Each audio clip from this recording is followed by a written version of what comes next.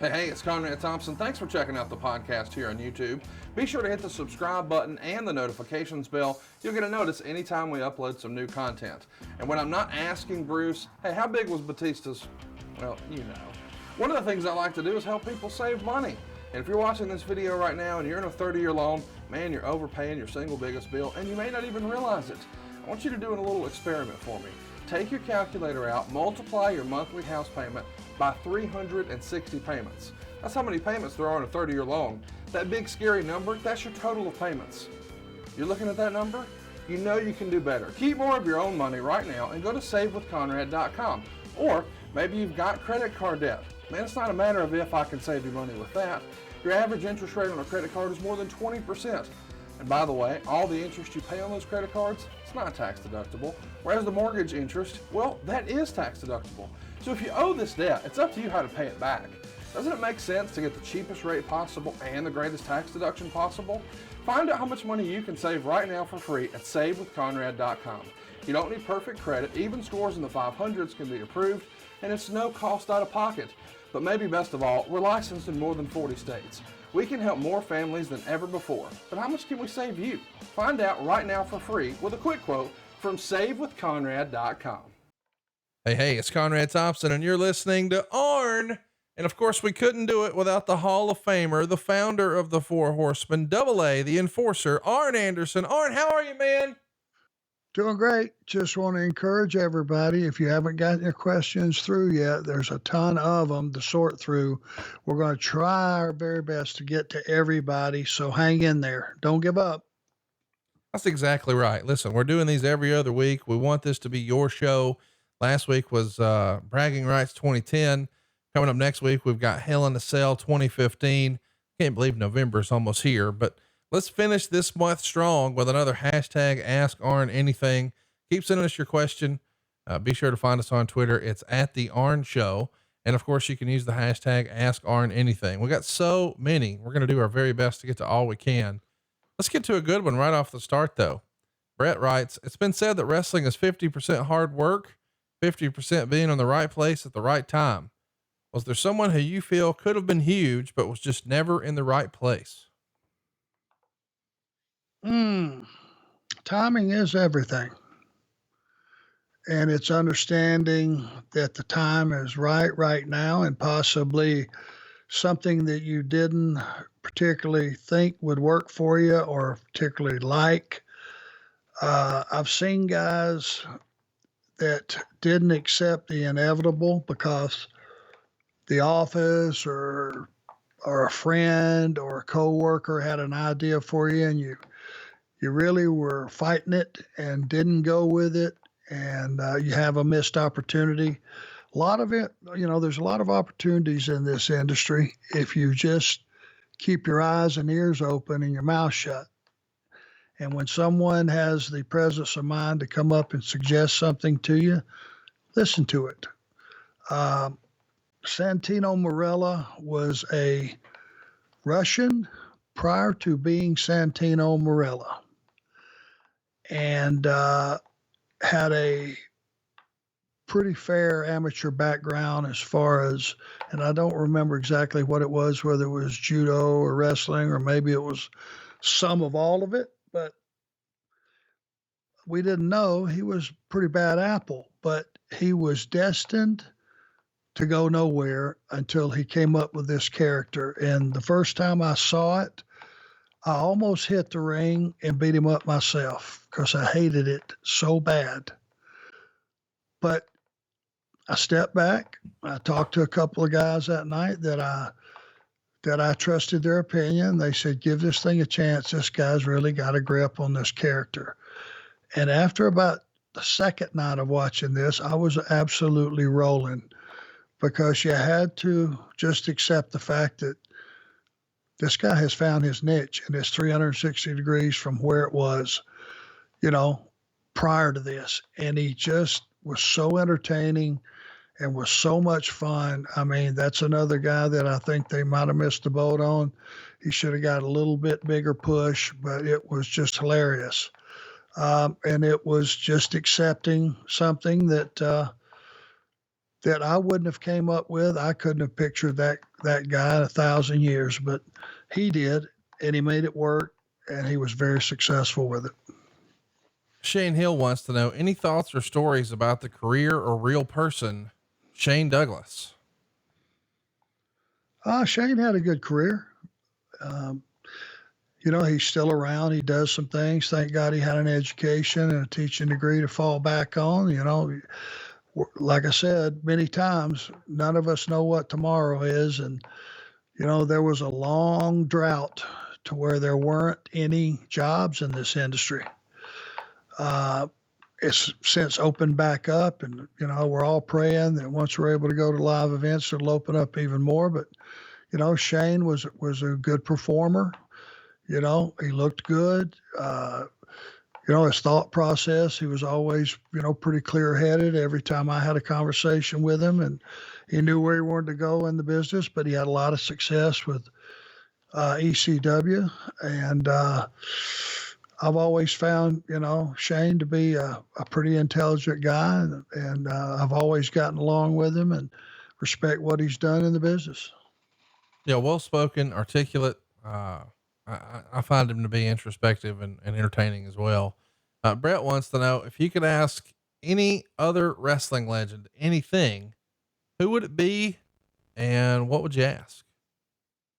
That's kind of fun. I'm sure he's thinking about maybe someone you didn't meet, but maybe it is someone you met that you always wanted to ask one thing and never could for whatever reason. Wow.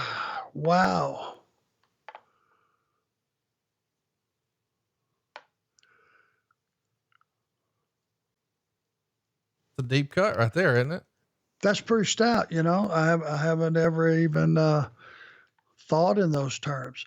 Maybe I would ask Buddy Rogers if he would ever have dreamed, besides the incredible career and influence that he's had on the industry, did he ever, in his wildest dreams, realize the impact that Ric Flair would have on the industry, being the fact that he idolized Buddy and pretty much stole Buddy's gimmick?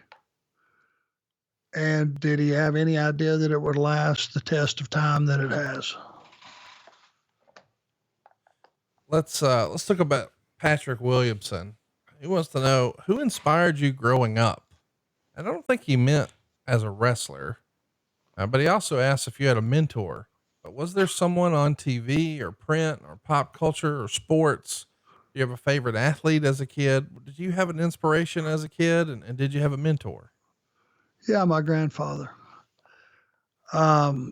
Being a kid growing up virtually without a mother or father, thank God I had grandparents that raised me, took me in. And my grandfather was a barber, and I mean an old school barber that always had sitting in his barbershop firemen, policemen, construction workers, men that just wanted to get a normal haircut.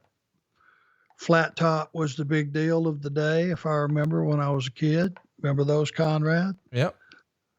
But he always had a bunch of real men's men sitting in there to get a haircut. And he had a used truck, I want to say it was a 1953 Chevrolet with his dog box in the back that he put his two bird dogs in. And he would cut hair from about 6 in the morning to about 6 in the evening, Monday through Saturday.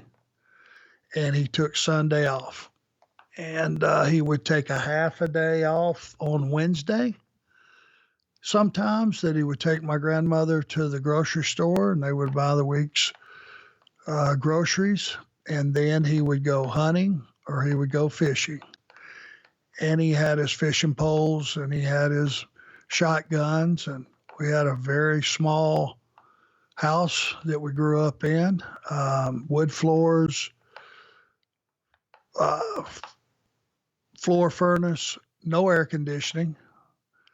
Of grew up with no air conditioning, and he had a garden in the backyard, the edge of the woods. And besides working 12 hours a day, there wasn't a day during season that I can remember that he didn't come in, change his clothes, have a bite of dinner, and then he would go out and work his garden. And he would come back in just about dark with a bag full of tomatoes or green beans or whatever it may be. And I just remember him sitting me down and saying, son, I know we don't have, much of a house here, because I would ask, Grandpa, how come we don't have air conditioning? Some of my friends that live up on the hill have air conditioning. Well, son, that's expensive, and we have other priorities. And I remember going with my grandmother to the grocery store and, getting a pack of Little Debbie's or something and putting in the shopping cart, and her saying, not this week, son, you have to put it back. And she didn't explain to me that we were on a budget and couldn't afford it. She just would say, not this week. And I remember him saying to me, son, I know our house is not as cool as the people up the hill, and it's not as comfortable inside. He said, but we own this home, and when I'm no longer here, your grandmother and yourself, no one will ever be able to come in and take this away from you. This is ours. And that truck out there, I know it's old, but it's paid for, and it's mine. And he would have been middle 60s about this time. And he said that garden out there gives us a lot of nice food that we might not have without it. And he just taught me that take care of your family first. Don't worry about the things you don't have, and appreciate the things that you do.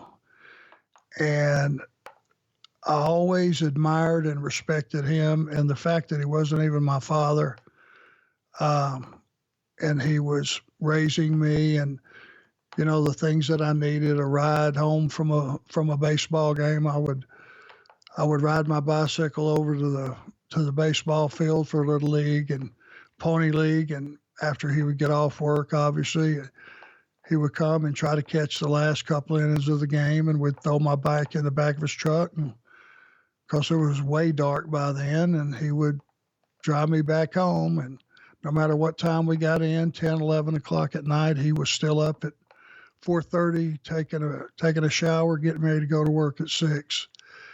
And he just pretty much taught me what being a man was all about, and work ethic, and working hard, and taking care of your family, and appreciating all the things that God had provided for you. And I don't think there would have been anybody on television that in my eyes could have been more man than my grandfather. Let's, man, I don't know what to say. I really appreciate you sharing all that. Like, I don't know how we go back to just talking about wrestling. I just appreciate your candor here on the show. Well, that's what's carried me through the business all these years, and kept me getting up and going out that door, and flying 5 hours to drive 3 hours to do a show, to drive another 5 hours. It was that thought process that had him at the first and foremost in my mind, him just saying, take care of your family, son. Perry McDaniel writes something I've never heard before. Maybe you've got more info on. I've heard a lot of horrible stories about Bob Sweetan. Am I saying that right? And how he was Probably. just a despicable human being. What do you say, Arn? Do you have anything to say about Bob Sweetan? Was he a good worker? No. Did y'all party together? Did you ever take his finisher, the pile driver? Never met him. Rumors, I heard, I won't repeat, because they're just that, rumors.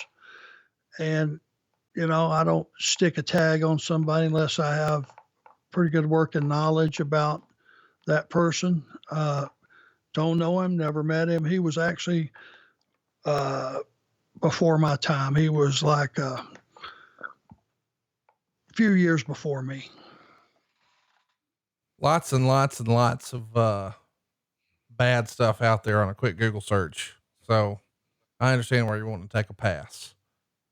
No Context Flair wants to know, how much did you enjoy the Clash 2 out of 3 falls match with the Blondes? It was a personal favorite, and seldom did we see a hotter crowd during that era, perhaps with the possible exception of Starrcade 93, which of course was in Charlotte and Flair's in the main event. But Clash 2 out of 3 falls with the Blondes, what do you remember? Loved it. Loved it. And those guys worked their ass off, and they were such a good team. And, you know, from the imaginary movie camera that they would roll in your face after they flattened you, you know, those guys, they got it. They figured it out. And they loved being partners as much as Rick and I enjoyed being partners. It was one of those scenarios that just comes along occasionally.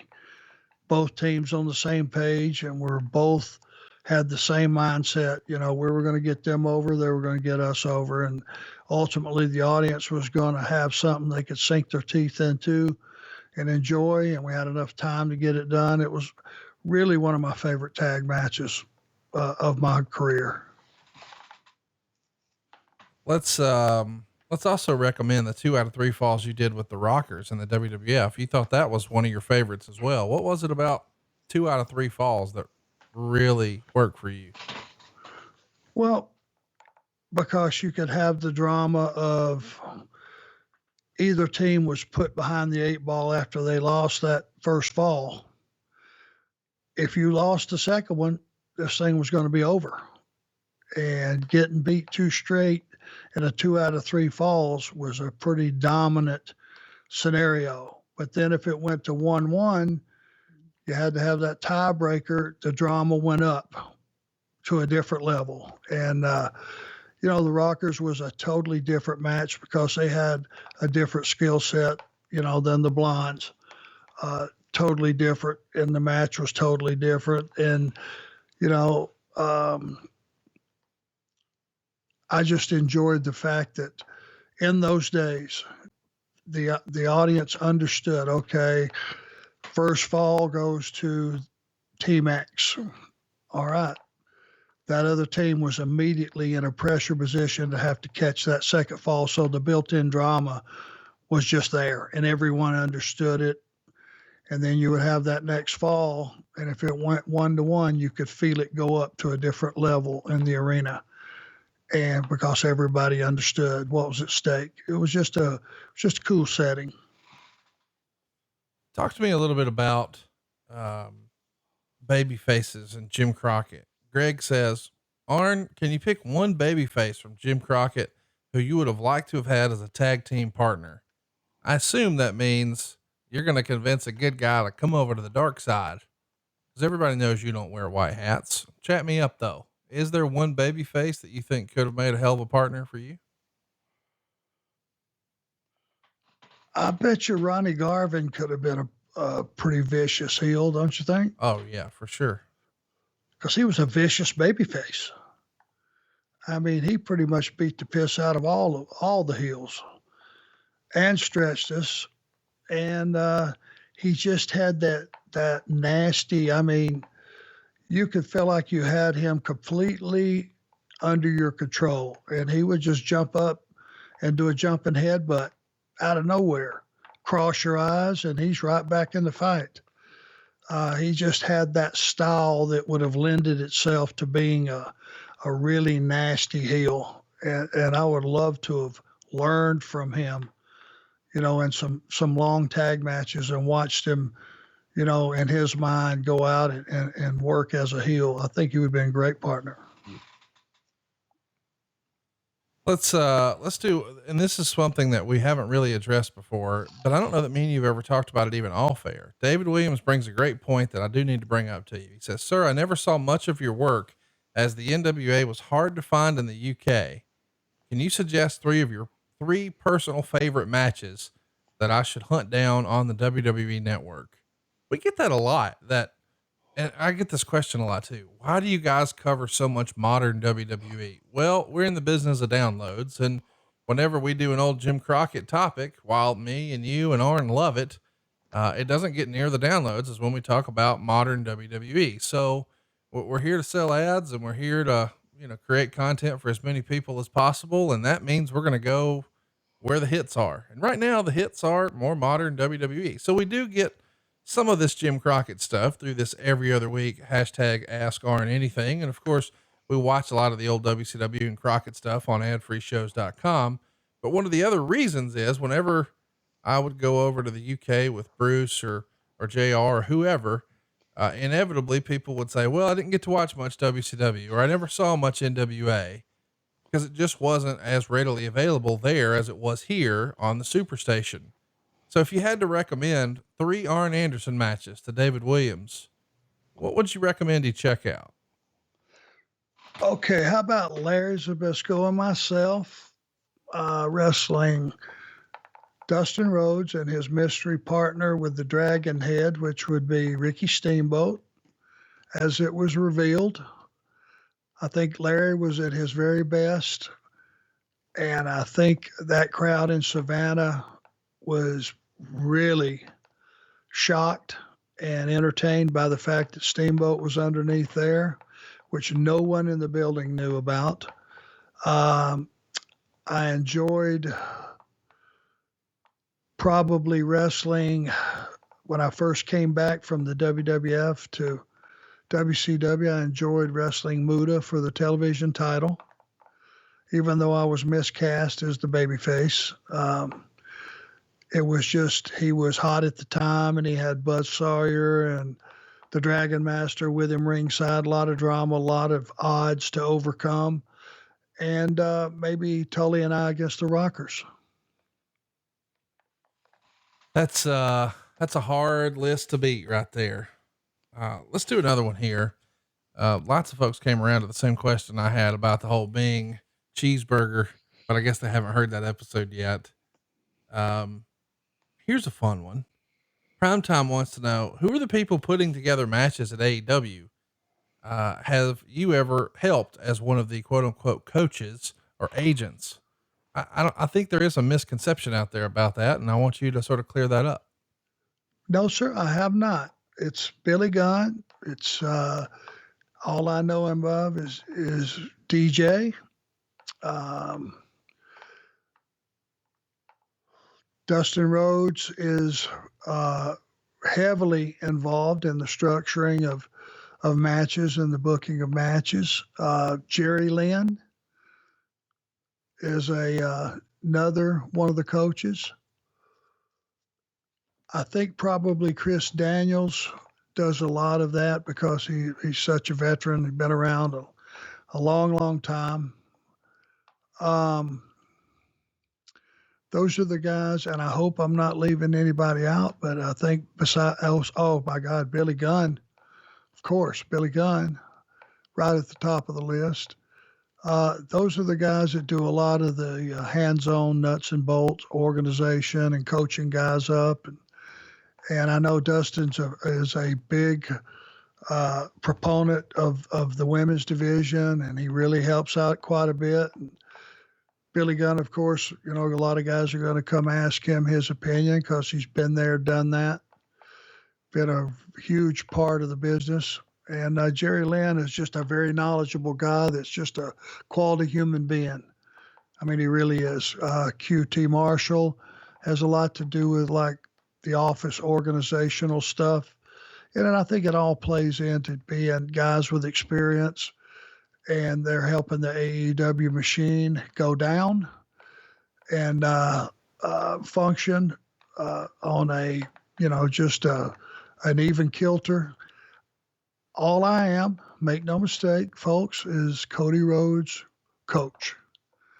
I have nothing to do with anything else, and that's the way I want it, and that's the way he wants it, and I think that's the way Tony Khan wants it right now. I mean, I've done that, been there for a long, long time, and I just want to rely on my ability to add what I add to the show and let that be the extent of my responsibilities. And that's what, being talent would have been my first choice for my entire career. It just so happened that I was lucky enough to have some ability as far as coaching and helping guys and organizational skills and, the nuts and bolts of the business. I have a pretty good grasp on. But if it would have been up to me, I would have wrestled my whole career and then I would have retired and that would be all we talked about on this podcast. But right now, I've enjoyed just going back and just being talent, and that's it. Jim Crockett Promotions had scaffold matches on their shows, and I'm curious, would you have participated in one of those matches, and what did you think of the stipulation? That comes to us from Ben on Twitter. No aptitude, no desire, no way, no how. Hate heights. I am not cut out for scaffold matches, and I would have been no benefit. It would hard to be the enforcer laying on my belly, hugging that scaffold and trembling in fear, because that's where I would have been. I hate heights. Let's agree on that one. I can't imagine a scaffold match. It feels like the most dangerous, nonsensical stipulation ever. I mean, one bad move and that's a wrap, right? Well, there's one way down. Right. Once you're up there, you drop. Now you're going to blow out something, your low back, your ankle, your knee. The margin for error is non-existent. Once you crawl up that thing, you're going to have to drop. And those things were high, brother. Measure them. I don't know how high, but high enough that Big Bubba Rogers let Jim Cornette drop and land on his ass when he was clearly supposed to catch him. That was kind of career suicide at that time. It could have been. But I saw what happened to Jimmy, and that was all I needed to see. Here's one about Ric Flair. Andy wants to know, when Rick came back to WCW in 93, could a program with Arn as world champ and Rick demanding the title have worked? Who would have been the face and who would have been the heel? I think Arn deserved to be a champ, even for a short-term feud, fending off Rick. That's kind of fun. We know that it would happen in 95, but if we're armchair quarterbacking, I could see that Rick wants to come back and be with his old pal, but he's used to being the world champ, and it could be kind of fun if there was a new sheriff in town named Arn Anderson. Never thought about it till just now, but I tell you, I could have made that work. The promos I know I could have done. For sure. That would have been please give me a mic and give me 4 minutes. I'll make that work. Don't know if the company, could have ever structured anything like that, but it's on a wish list. I mean, yeah, that would have been fun. That would have been great. Great idea, Andy. Steven wants to know 2 questions. First, when you were working, what was your workout routine? And secondly, what made you and your son choose the wrestling school for him that you did? And of course, I think we've peeled the curtain back a little bit to say that he's working with George South. Why was George South the right guy for Brock? And then tell us what your workout routine was back in the day. Well, he has not worked with George. Oh, my apologies. He's just using the same building or facility? Not even. Oh, okay. You really shit the bed on this whole thing. I guess I did. Either that or I've really kayfabed it effectively. Good job. Yeah.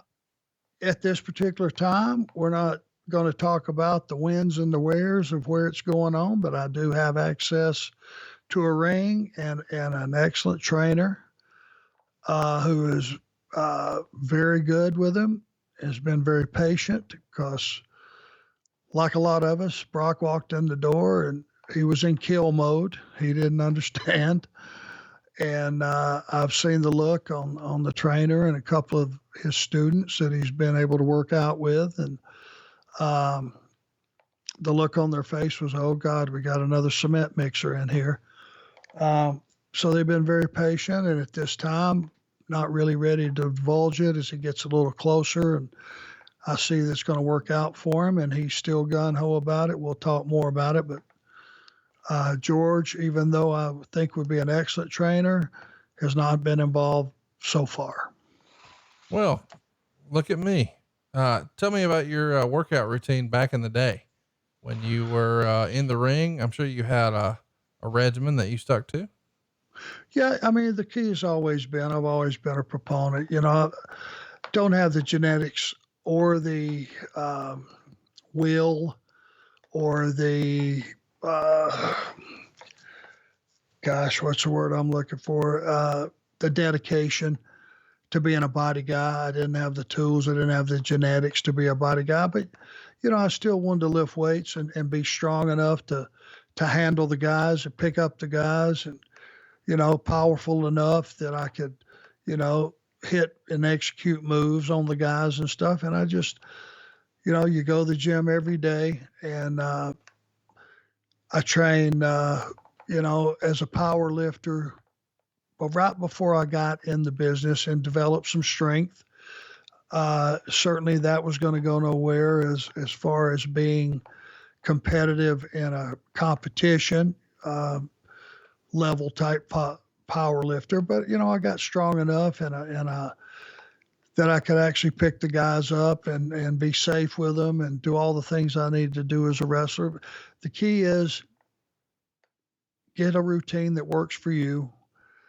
And I found that, you take a day or two off, but you get 5 days in. The key is sweating every day. And the days that I wouldn't go to the gym and I would wrestle at night, I would feel it.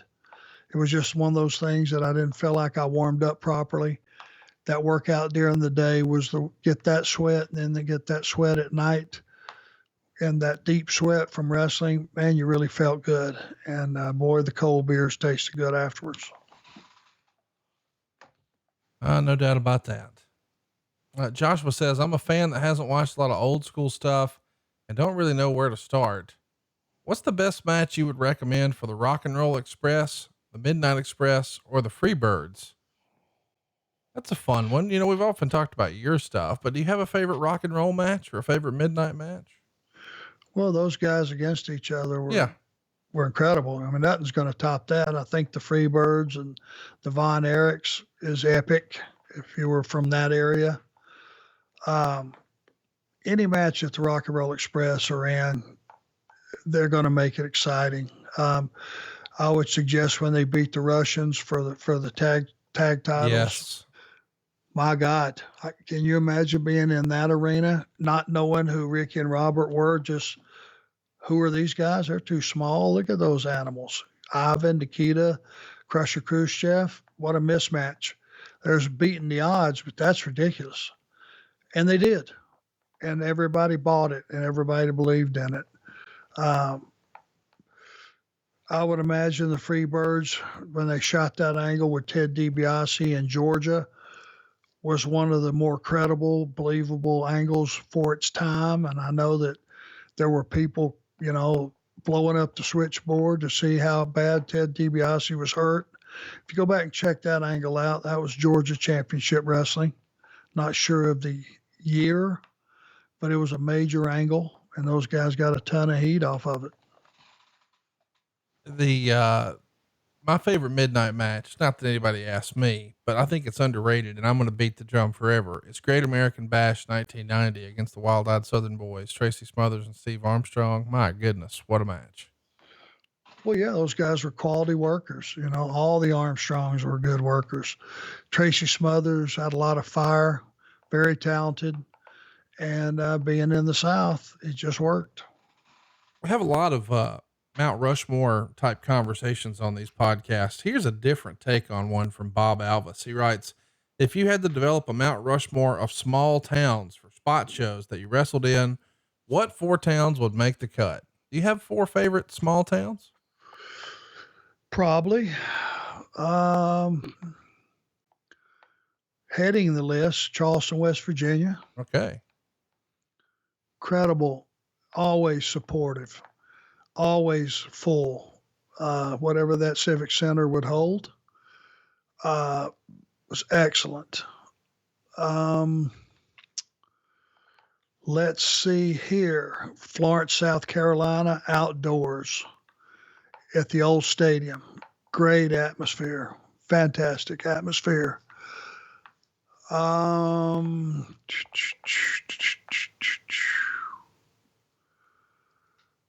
Let's see.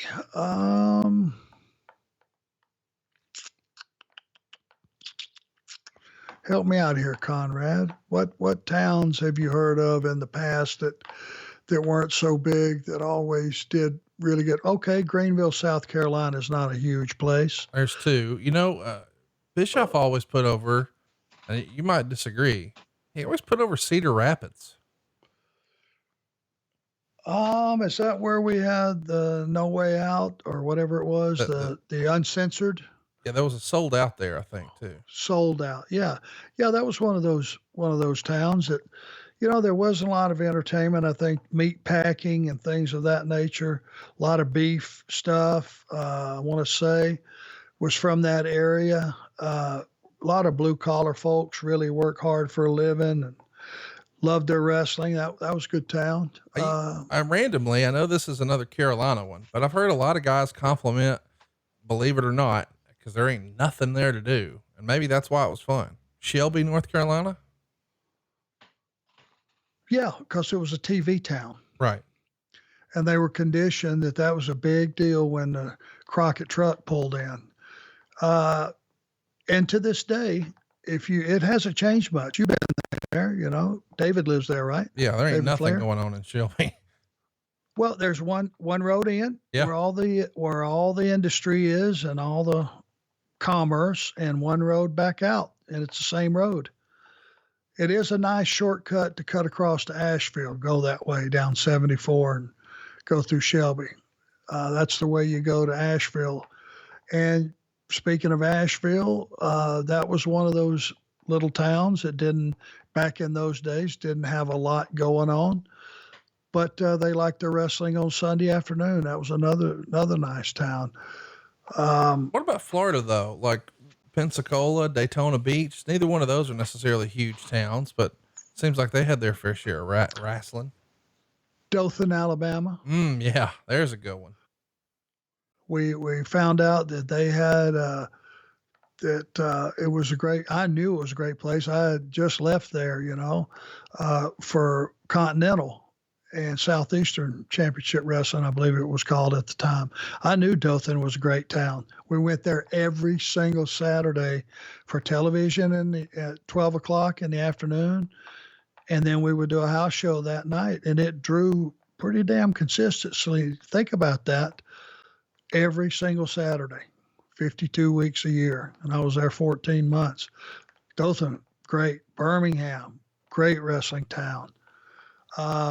Back in the day, even though it's not a small town, but Jacksonville, Florida was one of those sleepers that you'd slip up and have a really good house, and a lot of interest in wrestling back then. Here's a fun one about traveling. Pig Daddy Cool wants to know who are some of Arn's favorite co-pilots when it comes to stopping for a meal on the road. Meaning when Arn rode with this person, he knew they'd be on the exact same page on where to eat. Anybody that didn't eat on a road trip? Because after you went to the gym, you get a little light lunch, and I mean light. You definitely didn't want to get on the road on a full belly driving, because that made you what? Sleepy. Sleepy. Yep. What followed after the driver went to sleep? Well, let me back that up. The guy in the seat beside the passenger, the co-pilot. Yeah. One rule in the business, barring none, about travel. Don't fall asleep. Co-pilot does not go to sleep. Yeah. Because if he does, the next step is who else goes to sleep? The driver, and off the road we go. And we're all dead. Yeah. So you didn't eat a big meal between your workout during the day and your trip. Now, if you didn't have a trip, you could eat a big meal and take a nap. if you were already where you were going. But if you had a drive or a drive that night, that's why I couldn't figure out. And some of these young guys would do that. Maybe it's just youth, different thought process. But after the show, they would go somewhere in the town they were in. They just wrestled and eat a big meal before they had a 300-mile drive. Could not figure that out. Really couldn't. I don't know how they did it. I guess it's just being young. But you would never eat after a show if you had a long drive. Well, I would be the worst, one of the boys ever, because the only way they could make me go to sleep as a kid was to ride me around. Like if me and dad are going to a ball game together in Tuscaloosa, it's a 2-hour drive the way we drive from here. And, man, before we're on the interstate good, I'm out, son. Yeah, and I sleep good on airplanes too. As long as I'm not in charge of the navigating or driving, I can sleep anywhere. Yeah, I'm with you. Big Jake Black wants to know Stevie Ray Vaughan or Bob Seeger? Bob Seeger. Amen. Turn the Page should be mandatory listening and be in possession of every wrestler alive because it's our theme song. Totally agree. Chuck wants to know, was there ever a point where your kids had issues at school or with neighborhood kids because of something you had done when you were working as a heel on TV? Oh, I'm sure. And I've asked them a couple times, and kept it general. Do you guys ever get a lot of shit for being my kid? And they would both look at me at the same time. Now they're 11 years apart. And they would look at me and go, all the time. Yeah. But they would never bring it home with them. And if they did, they only told their mother, and their mother kept it from me because I'm very, very defensive Papa Bear. Yeah. There would have been some real DDTs and spine busters up and down middle schools, huh? I had no issue about going down the school and getting to the bottom of some shit. I just can't imagine being the bully who messed with your kid. And then you come in there with those glasses on, just look over your eye at them, tilt your head down. I just got to assume that kid would never fuck with your boy ever again. Well, I'd have went right to the dad. And if you can put the fear of God in the dad, it's going to trickle down to the son. And you never have to say a word to the kid itself. You just go through the proper channels. Because who doesn't hate bullies? Right. Of course. Yeah. And I'm sure as children, every single one of us have had an episode of being bullied and being the bully. And when you are the bully, you don't even realize you're just, I'm sure in my mind, if I was bullying somebody at any point, I just thought I was just goofing on them, that they really weren't suffering trauma from it. But bullying leaves a lot of people scarred, and it leaves a lot of trauma on folks that I don't think any of us really understand. Thank God it's been brought to light, and like a lot of issues these days, we figured out it's not the thing to do, and I think that's a good thing. But hey, I was such an asshole on television every week. Who wouldn't want to pop my kid in the mouth? Well, I know you want to pop some folks in the mouth. Jamie Waldrop wants to know, how hard is it these days to be in the ring with Punky and Hoot and not get to deliver a spine buster? It's pretty easy, since they would need a giant dustpan to come down and sweep us both up if I did. It's pretty remarkable. They're still out here shitting and getting too, by the way. Oh, it's more than remarkable. We did that promo here a few weeks back in the AEW ring with those guys. Do you realize they've been partners for 35 years? Yeah. It's unbelievable. Nonstop.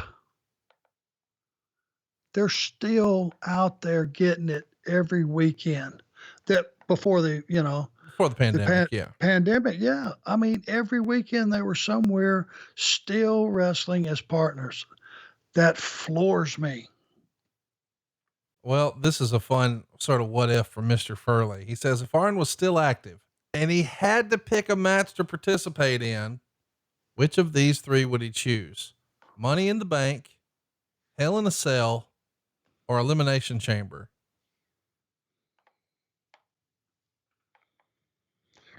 elimination chamber, and I would make sure I was the first one eliminated.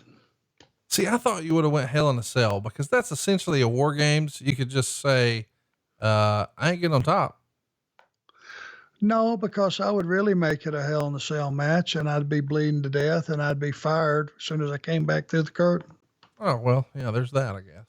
I can't just half-ass it, Conrad. Let's talk about that. ACW PickFed says, I've been watching a lot of cage matches from the Crockett era lately. What's Arn's favorite cage match from that era? Mine is Magnum and Tully. And can you also give your thoughts on cage match psychology? That sort of dovetails nicely with what you're saying. Tell us what you think a cage match should be. Payday for the bad guy. Weeks, if not months, of having his way, terrorizing the baby faces, utilizing his partners, his manager to always have the upper hand, getting away with murder week after week after week, until finally the powers that be say, you know what? You guys have doubled up, tripled up, quadrupled up on the one or two guys, and use those numbers to just terrorize the company. You know what we're going to do? We're going to lock you guys in a cage, and we're going to make sure that it's you against you, or you two against you two, or you four against you four, or you five against you five. But that's it. Nobody else is getting in, and nobody's getting out until it's decided, which was the old premise of a cage match. Payday for the good guys, hell for the bad guys. And that's exactly what you get. What you anticipated buying a ticket to see, that's what you see. Sunshine Shirley wants to know, did you ever feel like a typecast performer being mostly booked in factions like the Horsemen, Dangerous Alliance, and Stud Stable?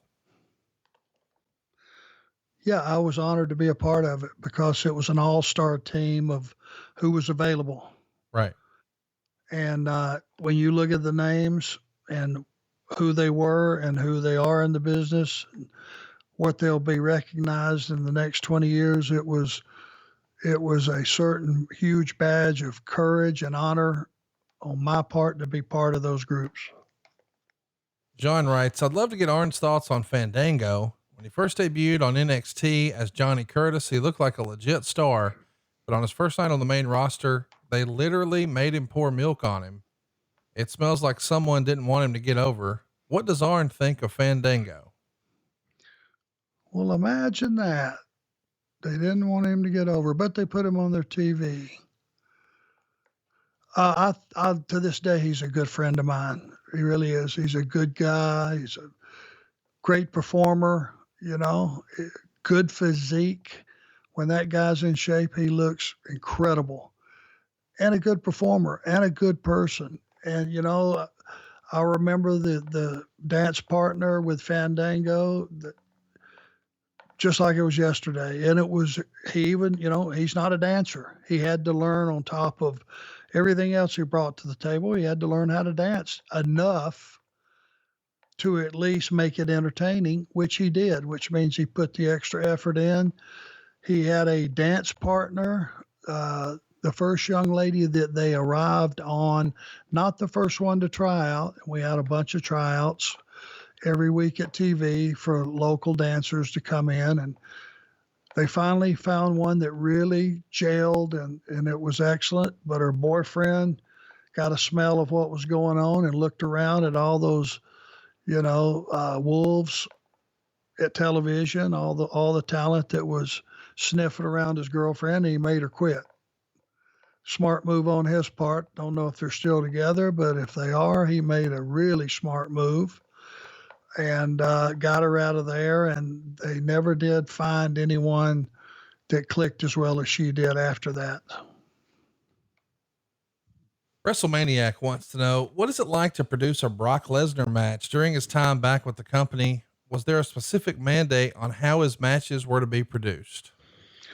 Well, I worked with Brock a lot when he first got pulled up, and he was trying to figure out who he was. And when you have unlimited ability like he does and aptitude for this business, you could just, I could sit back and just picture stuff for him to do to guys, vicious stuff and aggressive stuff, and utilizing his strength and athletic ability. Now, as he got more in control of his character and got more confident in his work and all those things, and as he developed the relationship that he had with the company, and he was pretty much captain of his own ship, he came up with whatever he wanted to do that day. He came up with it. He had sole custody of that character, and but I did get to help him out in his infancy, and I helped teach him the business. Eric has a question that I know you're gonna struggle with. Do you think Vince McMahon really likes wrestling? He stopped calling it wrestling and changed a lot of its terminology. He's admitted it's all the work, and he's seemingly intent on only pleasing himself and not the fans. It's as if he resents the business and is ashamed of it.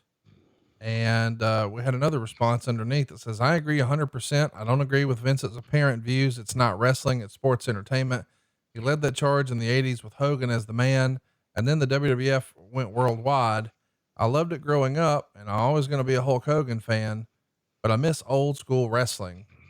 Do you think Vince is he doing that because, well, there's no doubt that he's done it, but the question is, do you think he did it to try to make it appeal to more advertisers because he felt like wrestling, the term, was always going to be pigeonholed as lowbrow and low class and therefore not generate the bigger advertising dollars? Or do you think he just low key doesn't like wrestling? I think between you and the gentleman that threw his views out there have it all covered. There's nothing I can add to that. Yes, yes, and yes. All right. Marty Saban wants to know, do you have any memories of the Rat Patrol with Steve Armstrong and Johnny Rich? Was their team name just an insider joke? Yeah, I think it was. Yeah. I think it absolutely was. It was Scott and Johnny Rich and the Tonga Kid.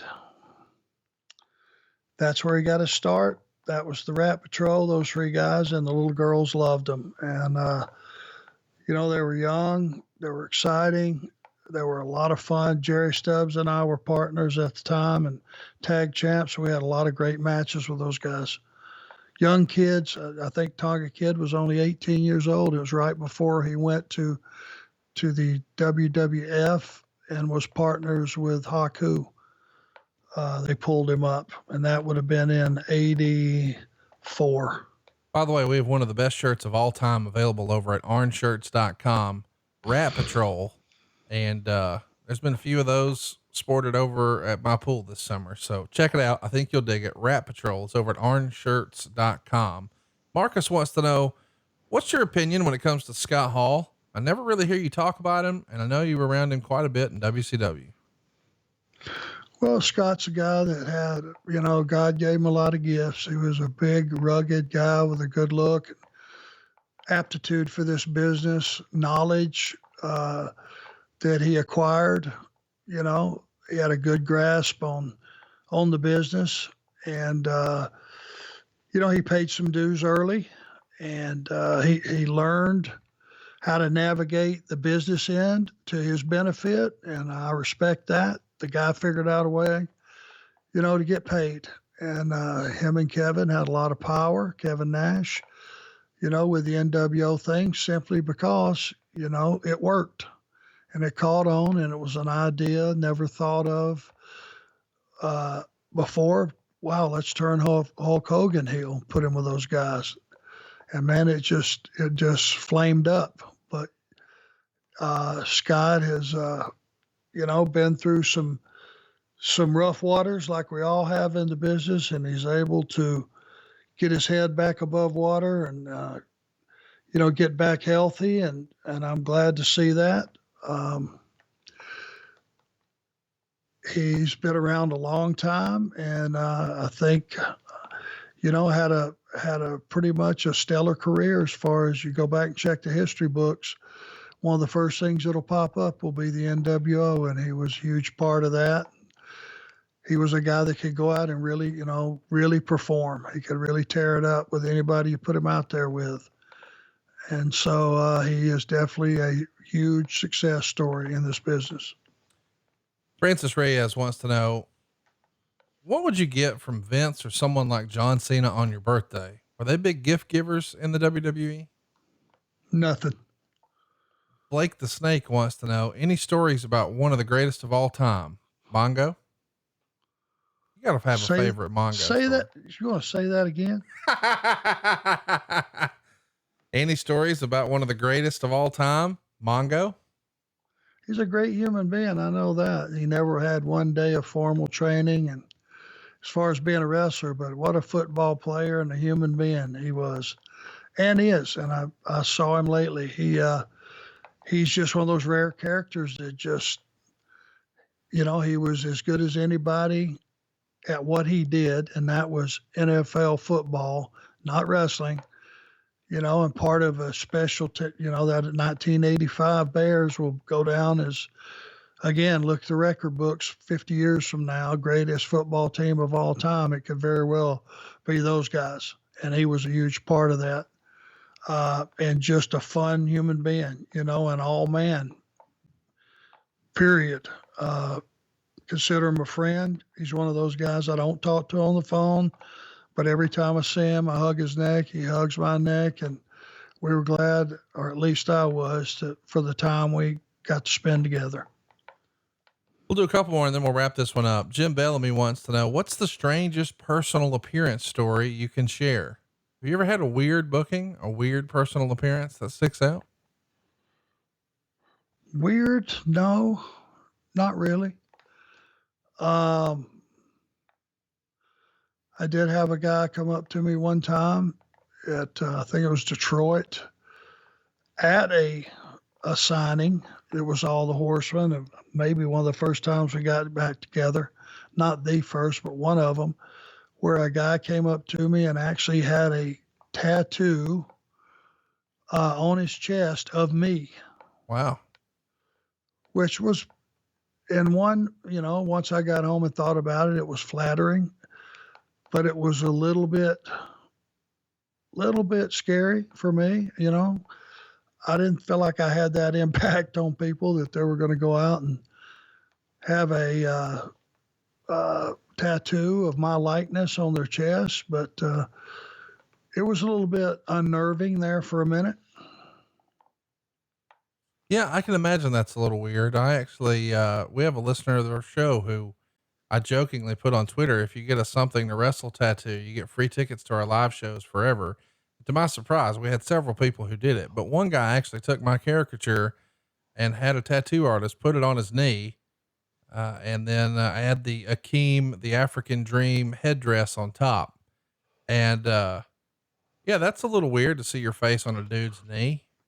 Well, hearing that, I mean, I look at that as, the guy is a huge wrestling fan, and, you're entitled to do it's America. Do anything you want, as long as it doesn't hurt somebody else. And that's his tribute to what you bring to the business and what you've obviously done for him, in his real life every day. So, I credit that, and, it is flattering, and hey, if it makes him happy, ultimately it's the guy that gets up every day, washing that leg, that looks down and goes, yep, that's cool.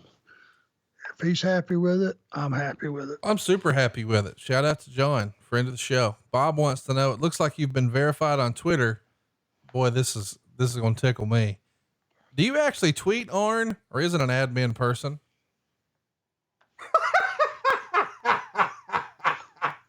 Arn Anderson on Twitter. You fucking kidding me? What's a tweet? Yeah, exactly. Come on, buddy. Listen, here's a little peek behind the curtain. Arn Anderson knows what Twitter is, but he has no idea what our account handle is, where the password would go, what to type, who to send it to.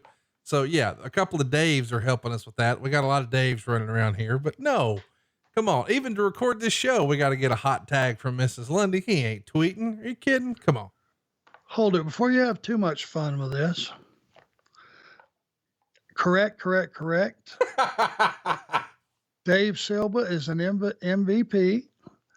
And if I have a special message that I want to send out there, like on our, for the Twitter for the podcast or something, I put it together. Yes. Send it to Dave. He'll put a little graphic with it and shoot it out. He makes it better than it was. It was kind of like my tribute to Bob Armstrong.